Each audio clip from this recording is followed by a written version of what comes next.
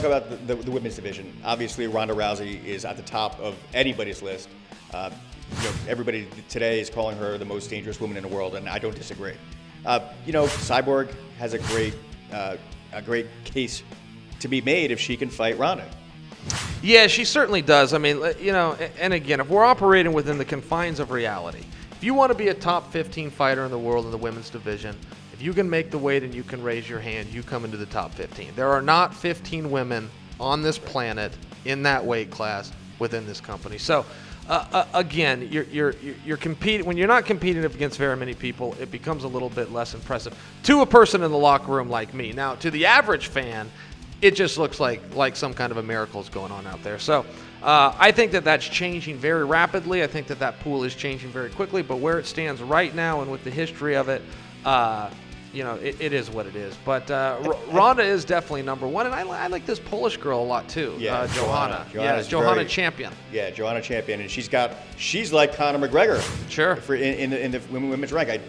I agree with you there. Miesha Tate, I always think she's very game. She's a very competitive fighter. She's really tough. Surprisingly tough. And when she got her arm bent backwards by Ronda, I was cringing, and she wasn't even thinking about tapping. Yeah. So you got to give her a lot. Surprisingly tough. And I thought her fight with Sarah McMahon was a big surprise, particularly that she was able to out-wrestle Sarah, who on paper is definitely the best wrestler in women's fighting right now. So, yeah, I would agree with you. Miesha Tate's very impressive. Yeah, and then, of course, I do believe that Holly Holm has a lot of potential because she really can play that distance game better than anybody in women's fighting because of her boxing background. Sure. Yeah, and the problem with Holly, and she's feeling this a little bit, and it's not totally her fault. The problem with Holly is she's like a 15-time world kickboxing champion.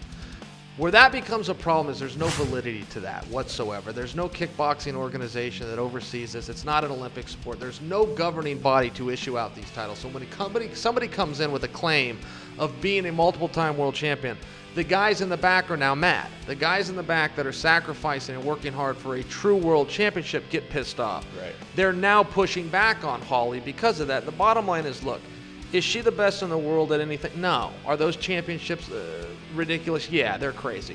Is she really good? Yeah. Does she work really hard? Yeah. Does she have a great reputation from all of her teammates in the gym? Yes. Does she have great coaches? Absolutely. She's also undefeated. I think that she needs a little bit more of a pat on the back than what she's getting.